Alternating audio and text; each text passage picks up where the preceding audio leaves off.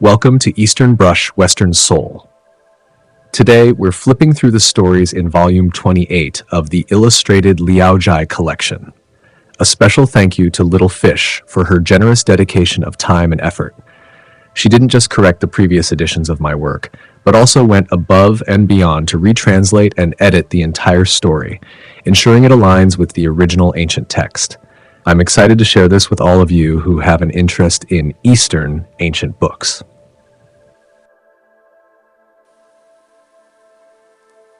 The illustrated Liaozhai collection was originally composed of 90 volumes, with 23 volumes currently known to exist. These volumes contain a total of 151 stories illustrated across 276 painted pages. Among the extant copies, 17 volumes are preserved at the Austrian National Library. Volume 28 is housed in the Martin Bodmer Foundation Library in Geneva, Switzerland, and was translated and published by French sinologist Professor Liaozhai in 2009. Volumes 24, 39, and 67 were sold for $75,000 at Sotheby's New York Autumn Auction in September 2018, with volumes 24 and 39 bearing the collector's label Yuan Mudeyu Jai. Volume 55 was auctioned by Nagel Auction House in Germany in June 2019, and an unidentified volume was sold for $20,000 by Bonhams, New York in March 2013. Scholars have identified this anonymous volume as one of the last few in the series based on its listed stories. This collection is considered the earliest known illustrated work on strange tales from a Chinese studio, Liaozhai, bridging a century-long gap in visual representation from manuscript versions to the publication of annotated Liaozhai with illustrations. Each volume features a striking design. The first page is pink, sprinkled with gold dust. The second contains a table of contents for the volume. The main text pairs illustrations on the right-hand pages with the original text of Liaozhai on the left. The books are accordion-bound with protective wooden covers, and both the front and back are wrapped in song brocade. Today's video introduces Volume 28, preserved at the Martin Bodmer Foundation in Geneva, Switzerland. This volume contains 3 fascinating tales: the Book Enthusiast, the Monkey King, and the Frog Deity.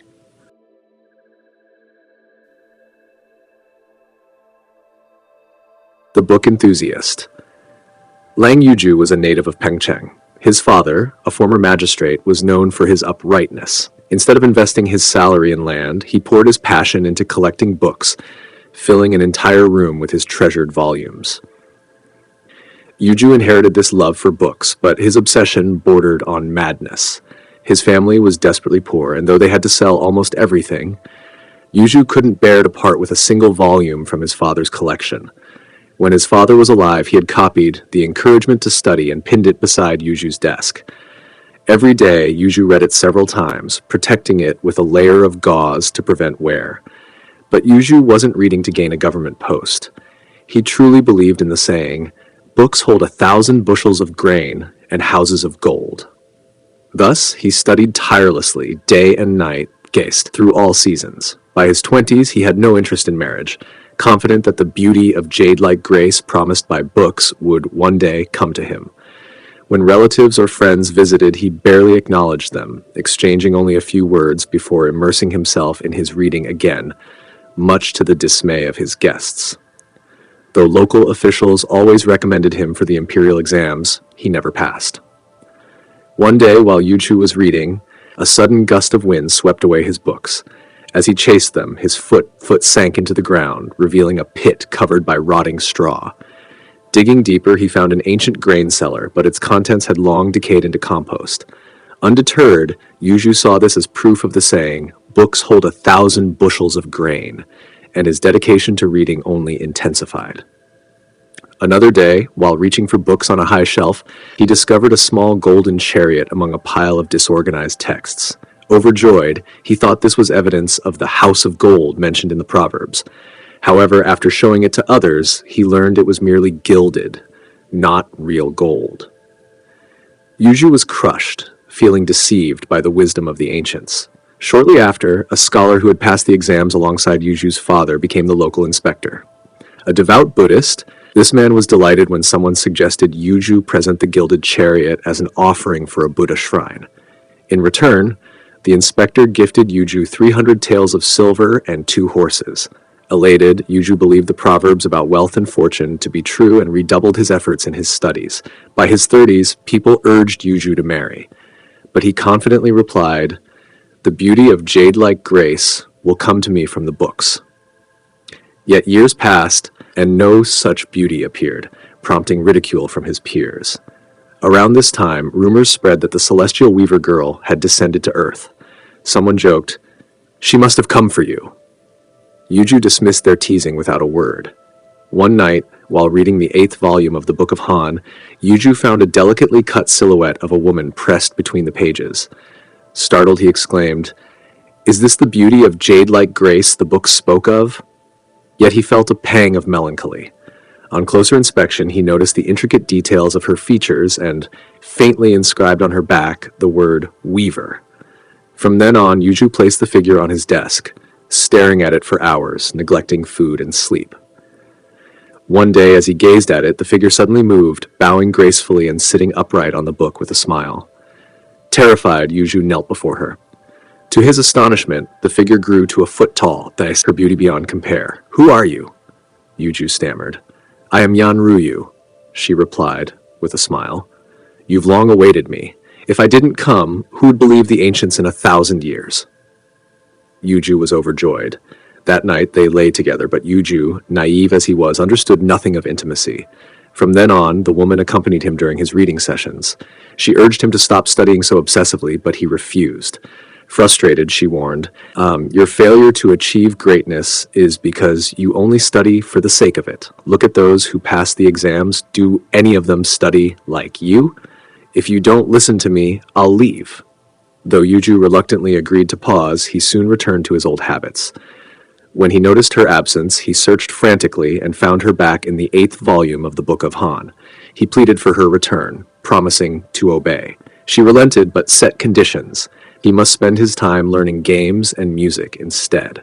She introduced him to chess and the zither, setting strict deadlines for mastering them. At first reluctant, Yuju gradually found joy in these pursuits. The two drank and played together, and Yuju's reputation as a cultured and talented gentleman spread far and wide. One day she declared, "Now you're ready. Go take the exams." One evening, as Yuju sat with the woman, he said, "Whenever a man and woman live together, they should bear children. We have lived together for such a long time, yet there is no child. Why is that?" The woman smiled and replied, "You have been so busy reading books that I have already told you that it is of no use. You have yet to understand even the simplest part of the marital union. There is work to be done on the pillow." Yuju, perplexed, asked, "What work?" The woman only smiled and said nothing. After a while, she leaned in secretly and taught him. Yuju was overjoyed and exclaimed, "I never imagined that there could be such unspeakable joy between husband and wife." He eagerly told others about it, causing everyone to laugh, covering their mouths in amusement. When the woman heard of this, she scolded him. But Yuju, still puzzled, said, "Stealing things from others' homes, one must keep quiet, but familial joy, something everyone shares. What is there to be ashamed of?" Months later, the woman gave birth to a boy. Yuju hired an elderly woman to care for the child. One day, the woman suddenly said to Yuju, "I have been with you for 2 years, and now we have a son. It is time for us to part ways. The longer I stay, the more likely it is to bring you trouble, and you will regret it when it's too late." Yuju tearfully fell to the ground and begged, "Won't you stay for our child?" The woman, too, seemed sorrowful. After a long pause, she said, "If you truly want me to stay, you must throw away all the books on your shelf." Yuju refused, saying, "These books are your homeland, my life. How could you ask me to give them up?" The woman did not press the matter further and said, "I know that all things are governed by fate. I have no choice but to tell you now." Previously, some of Yuju's relatives had discovered the woman and were shocked. But since they hadn't heard of him marrying anyone, they began to inquire further. Yuju, unable to lie, remained silent, which only made them more suspicious. Soon the story spread far and wide, eventually reaching the ears of the county magistrate, Zhiyi, a man from Fujian who had passed the imperial exams as a youth. When he heard about Yuju's beautiful woman, he became curious and, with ill intentions, decided to see her for himself. He immediately sent his officers to arrest both Yuju and the woman. When the woman learned of this, she vanished without a trace. Magistrate Zhiyi, enraged, had Yuju imprisoned, stripped of his title, and subjected to brutal torture, demanding that he reveal the whereabouts of the woman. Though Yuju was nearly beaten to death, he still refused to speak. The magistrate then tortured Yuju's servant, who only knew a little and gave a vague answer. The magistrate, now believing that the woman was a supernatural being, rode out to Yuju's house to capture her. Upon seeing the house filled with books, too many to search properly, she ordered the books to be burned. Thick smoke billowed from the flames, darkening the courtyard above, like ominous clouds that refused to dissipate. After Yuju was released, he sought help from a disciple of his late father, and eventually regained his title. That year, he passed the provincial exams, and the following year he achieved the rank of Jinshi. Yuju hated Magistrate Zhiyi with all his heart. He set up a memorial to the woman, whom he called Yanpre daily, saying, "If you have a spirit, protect me, and let me be appointed as an official in Fujian." Soon, Yuju was assigned by the imperial court to inspect the province. After 3 months, he uncovered Magistrate Zhiyi's misdeeds and had his entire family arrested. At that time, Yuju had a cousin who was a judge, and through his influence, Yuju had him arrange for a concubine to be sent to his official residence, claiming she was a bought servant girl.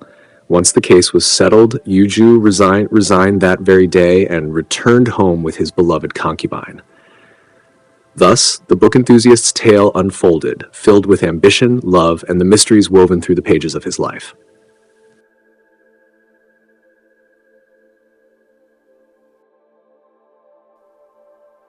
The Monkey King, a different tale from Journey to the West.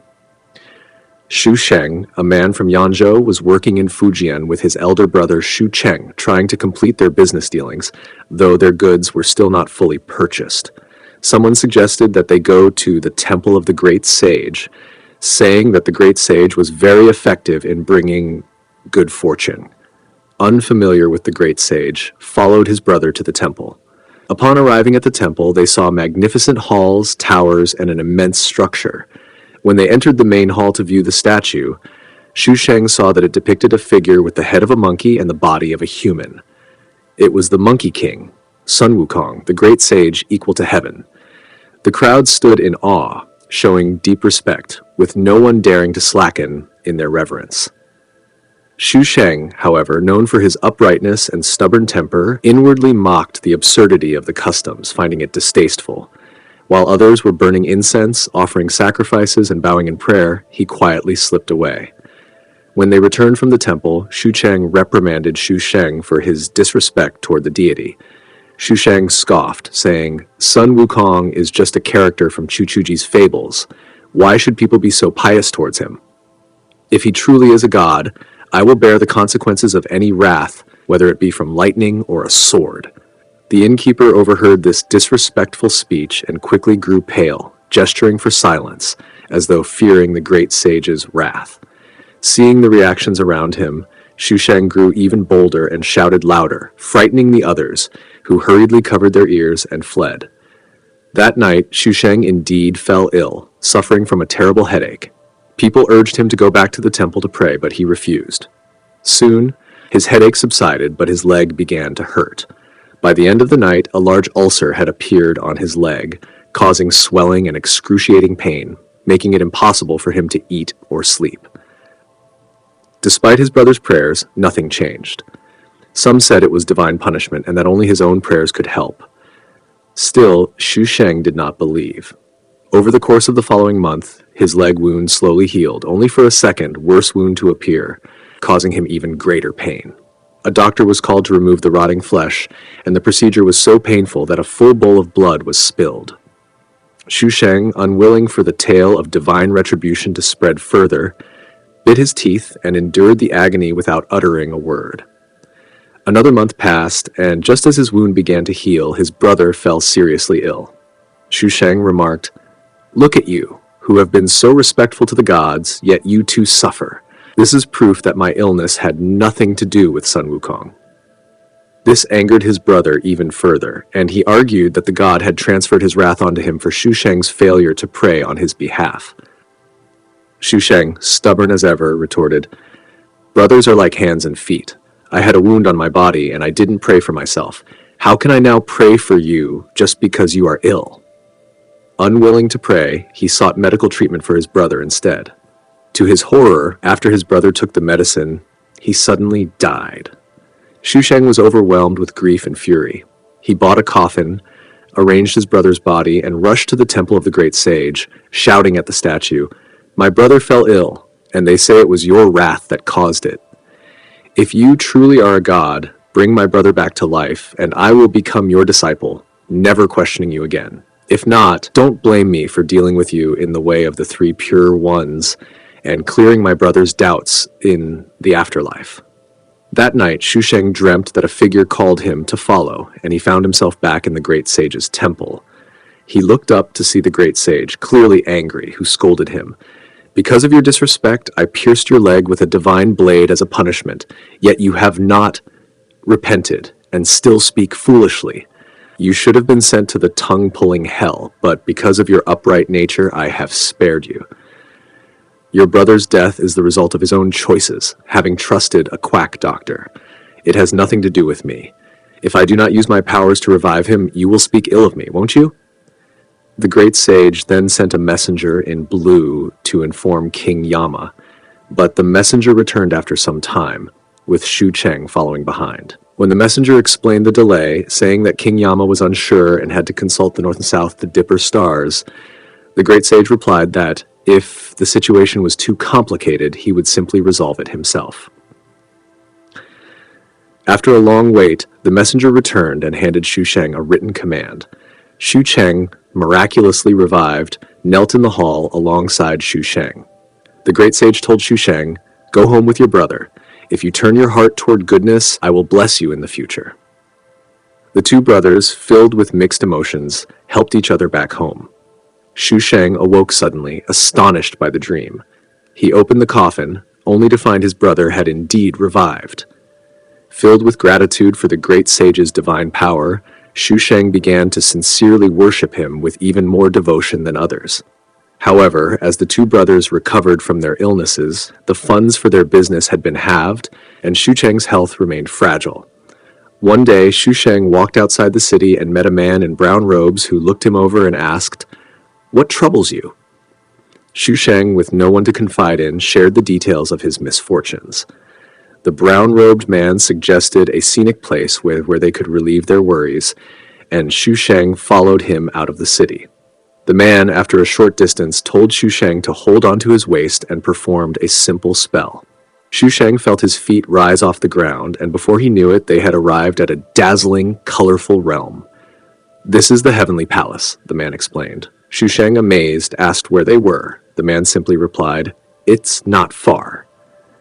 They walked higher and higher, and eventually met an old man who greeted them warmly. The man in brown introduced Shu Sheng as his disciple, and the old man served tea, placing only 2 cups. After some pleasantries, the old man offered Shu Sheng a dish of white stones, as clear as ice, which Shu Sheng took, thinking they could be useful as gambling tokens. The man in brown took more, handed them to Shu Sheng, and they left. The man explained that his small spell was what people called the somersault cloud. Shu Sheng suddenly realized who his companion was, the great sage Sun Wukong himself. "Do you still wish for more?" the great sage asked. "You've already received 12-fold profit from the god of wealth." Shu Sheng, in awe, knelt in gratitude. When he opened the pouch later, he found the stones had melted into the money. As they resumed their trade, Shu Sheng quickly made a huge profit, and from then on, he always visited the temple of the great sage in Fujian. While others' prayers sometimes went unanswered, Shu Sheng's requests were always granted.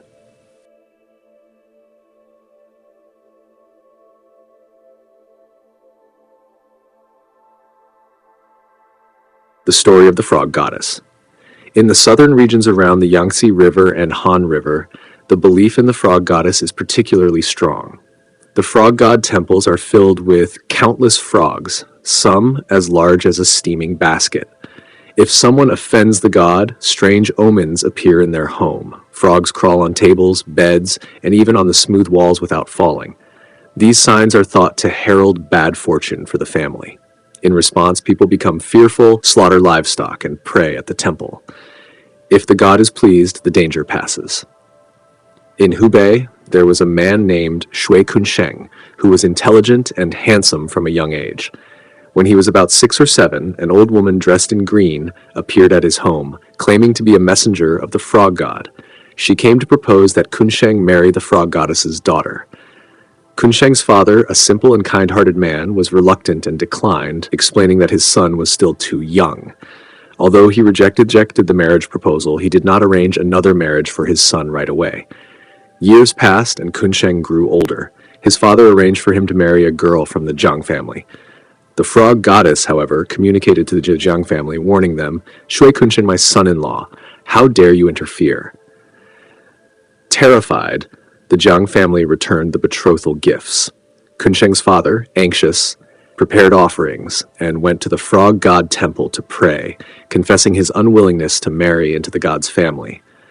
Just after he finished praying, he saw giant maggots floating on the wine and food, wriggling in the dishes.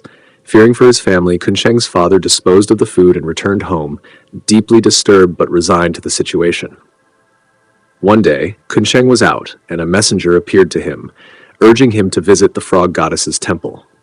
Reluctantly, Kunsheng followed the messenger to a grand red-painted gate, beyond which stood a beautiful pavilion. Inside, an old man who appeared to be in his 70s or 80s sat in the main hall. Kunsheng bowed to him, and the old man helped him up and seated him at a table. Servants and women crowded around to see Kunsheng, and the old man told them, "Go inside and tell them that Shui Lang has arrived." Shortly afterward, an elderly woman appeared, leading a beautiful young girl about 16 or 17 years old. The old man introduced her as his daughter, Xinyang, and remarked, "I believe she is an ideal match for you. Your father, however, rejected her because she is not of your kind. This is your lifelong matter. Your parents can only make half the decision, the other half is for you to decide." Kunsheng was mesmerized by Xinyang's beauty and was too entranced to speak. The old woman, knowing Kunsheng's feelings, said, "I knew you would be willing. Return home for now, and I will send Xinyang to you shortly." Kunsheng agreed and hurried home to tell his father. However, Kunsheng's father, flustered, could not come up with an alternative plan and instructed Kunsheng to refuse the marriage. Kunsheng, unwilling to do so, argued with his father. Just then, a procession of servants in green clothing arrived with Xinyang, who was escorted into the house to greet her new in-laws. Kunsheng and Xinyang were married that night, and the couple grew very close and affectionate. Over time, the frog goddess's parents frequently visited their home. When dressed in red, their clothing signaled good fortune for the Shui family, and when in white, it signified wealth. The signs proved to be accurate, and the Shui family's prosperity grew. However, after marrying Xinyang, the family's house became infested with frogs. On the doorstep, in the main hall, on the fences, even in the toilet. No one dared to step on or scold the frogs. Kunsheng, young and willful, sometimes treated the frogs with affection, but when angry he would crush them carelessly. Xinyang, though gentle and humble, was quick-tempered and disapproved of Kunsheng's behavior. One day she could no longer tolerate it and scolded him. Kunsheng, furious, retorted, "Do you think your parents can curse me? A man should not fear frogs." Xinyang, who hated the word frog, was enraged and replied, "Since I entered your home, I've helped your land yield more crops and your business thrive. Now everyone has enough to eat and wear. Are you going to complain about me now?" Kunsheng, still angry, snapped, "I'm tired of the filth you brought with you. It's shameful to pass it down to our children. It's better if we part ways now." He then forced Xinyang out of the house.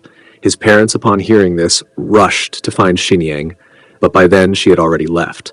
They scolded Kunsheng and urged him to bring her back, but he stubbornly refused.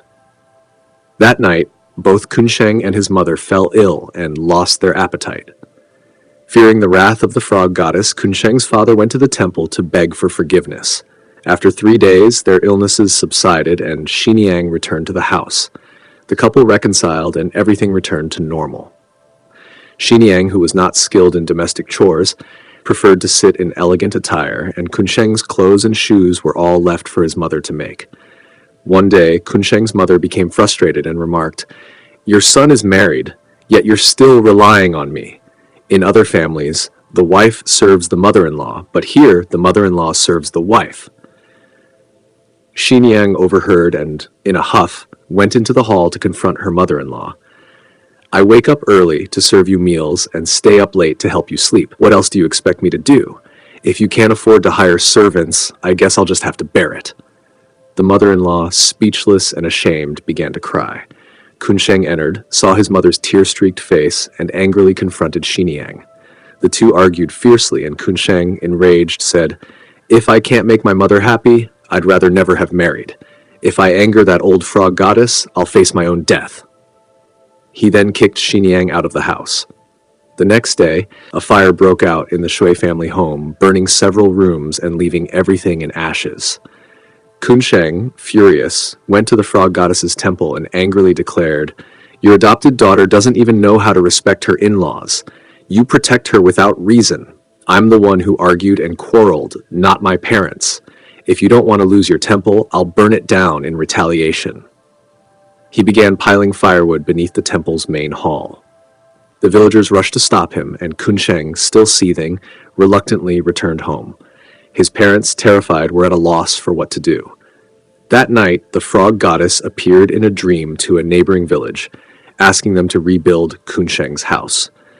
By morning, villagers arrived with timber and workers, and within days, Kunsheng's house was fully restored.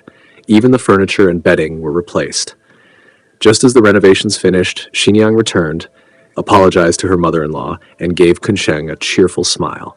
The family, reconciled, lived happily ever after. From then on, Xiniang was even more amiable, and for the next 2 years, she and Kunsheng never had another argument. Xiniang was naturally the most repelled by snakes. Once, Kunsheng jokingly placed a small snake inside a wooden box and tricked Xiniang into opening it. Upon opening the box, Xiniang was so startled that her face lost color, and she scolded Kunsheng. Kunsheng, too, turned his smile into anger, exchanging harsh words. Xiniang said, "This time, you don't have to chase me away. From now on, we're completely done." She walked straight out the door. Shui Weng was greatly alarmed and gave Kunsheng a beating before going to the temple to apologize. Fortunately, nothing serious happened, and Xiniang remained silent with no news. More than a year passed, and Kunsheng missed Xiniang and deeply regretted his actions. He secretly went to the temple, pleading for her to come back, but there was no response. Not long after, he heard that the frog god had arranged for Xiniang to marry someone from the Yuan family. Kunsheng, utterly disappointed, began to propose to other families, but after visiting several houses, none compared to Xiniang. He missed her even more. He went to the Yuan family to take a look and saw that the house was newly renovated, just waiting for Xiniang to arrive. Kunsheng's regret deepened, and he stopped eating or drinking, falling ill. His parents were worried and unsure of what to do. While Kunsheng lay unconscious, he heard someone gently touching him and saying, "A man should never break with me. How could you do this?" When he opened his eyes, it was Xiniang. Kunsheng was overjoyed, jumping up and asking, "What are you doing here?" Xiniang replied, "If I followed your earlier treatment of me, I should have obeyed my father's wishes and married someone else. I had already accepted the Yuan family's bride price long ago. But after much thought, I couldn't bear to leave you. The wedding was set for tonight, and my father couldn't face the Yuan family to back out, so I took the bride price and returned it to them. I just came from home, and my father told me, 'Silly girl, if you don't listen to me and end up suffering from the Shui family's mistreatment, don't ever come back.'" Kunsheng was moved by her loyalty and couldn't help but cry. His family was overjoyed and quickly ran to tell Shui Weng. When his mother heard the news, she couldn't wait for Xiniang to come to greet her and rushed into Kunsheng's room, grabbing Xiniang's hand and crying. From then on, Kunsheng became more mature and no longer played pranks. The couple's relationship grew even stronger. One day, Xiniang told Kunsheng, In the past, I worried that you were too frivolous and that we might not grow old together. So I didn't dare to have a child to leave behind in this world. But now I can, and I'm about to have a son." Not long after, Xiniang's parents arrived at the Shui family wearing red robes. The next day, Xiniang went into labor and gave birth to twin sons. From then on, they continued to have close ties with the frog god's family. When the villagers offended the frog god, they would first ask Kunsheng for help, then have the women dress in fine clothing and enter the bedroom to worship Xiniang. As long as Xiniang smiled, the misfortune would be averted. The Shui family had many descendants, and people started calling them the Shui frog family. The locals were too afraid to call them that, and only people from distant places used the term. Moreover, the frog god often spoke through a shaman. The shaman could sense the god's mood. If the shaman said, "The god is pleased," good fortune would come. But if the shaman said, "The god is angry," the family would sit still, filled with sorrow and sighing, to the point that they might not even be able to eat. Was this custom simply a tradition, or was the frog god truly a deity, not just a figment of imagination? There was a wealthy merchant named Zhou who was notoriously stingy. At the time, the locals were raising funds to build a Guansheng temple, and both rich and poor were eager to contribute, but Zhou refused to donate a single coin. After a long time, since the money raised was insufficient, the temple was still not finished, and the leader was at a loss. One day, during a ceremony to worship the frog god, the god suddenly possessed the shaman and spoke. "General Zhoukang, under Guansheng's command, has appointed me to oversee the fundraising. Bring me the account book." The people quickly handed over the book. The shaman said, "Those who have already donated are not required to give more. Those who have not, please specify how much you are willing to donate." The people nodded in agreement and wrote down the amount they intended to contribute. The shaman then asked, "Is Zhou here?" Zhou, fearing that the frog god knew he was present, tried to hide at the back of the crowd. When he heard the question, he was startled and unwillingly stepped forward. The shaman pointed to the account book and said, "You must write down a donation of 100 taels." Zhou refused. The shaman angrily retorted, "You paid 200 taels for your immoral debts, and yet this is a good deed." It turned out that Zhou had once had an affair with a woman, and her husband caught them in the act. To settle the matter, Zhou paid her taels of silver. Now, the frog god was purposely bringing up his shameful incident. Zhou, both ashamed and fearful, reluctantly agreed to donate 100 taels of silver. Later, Zhou told his wife about the incident. His wife said, "The shaman is extorting money from you." After that, the shaman repeatedly came to ask for donations, but Zhou always refused. One day, while Zhou was resting during the day, he suddenly heard a sound like a cow's panting from outside the door. When he looked up, he saw a gigantic frog. The door just barely fit its body, and it clumsily crawled in, squeezing through the two doors. It then turned around and rested its chin on the threshold. Zhou and his family were terrified. Zhou said it must have come to collect the donation. He quickly burned incense and prayed, offering 30 taels first and promising to send the rest later. The frog did not move. Zhou increased the offer to 50 taels, and the frog shrank by about a foot. Zhou added 20 more, and the frog shrank even more, as if it was about to roll into a ball. Zhou finally agreed to give the full amount, and the frog shrank to the size of a fist, slowly crawled out, and disappeared into a wall crack. Zhou hastily took 50 taels of silver and sent it to the Guansheng temple construction site. People were astonished to see that the Iron Rooster had actually donated money, but Zhou did not explain the reason. A few days later, the witch said, "Zhou still owes 50 taels of silver. Why hasn't he paid it yet?" Upon hearing this, Zhou was scared and reluctantly gave 10 more taels, hoping to settle the matter. One day, while Zhou and his wife were having a meal, the large frog appeared again. Just like before, it crawled into the house, its eyes wide open, as if in anger. After a while, the giant frog climbed onto the bed, shaking it as if it were about to overturn, then placed its mouth on the pillow and fell asleep. Its belly bulged high, resembling a lying cow, filling all 4 corners of the room. Zhou was terrified and had no choice but to take out 40 more taels, bringing the total to 100. However, the frog on the bed remained motionless. By midday, a group of small frogs started to gather. The next day, there were even more frogs all over the grain store and the bed. Frogs as large as bowls jumped onto the stove to eat flies, and the dead flies fell into the cooking pot, rotting and making the food inedible. By the third day, even the yard was full of frogs, leaving no empty space. Zhou and his family were panicked, and they went to consult the witch. The witch said, "It must be because the silver is too little."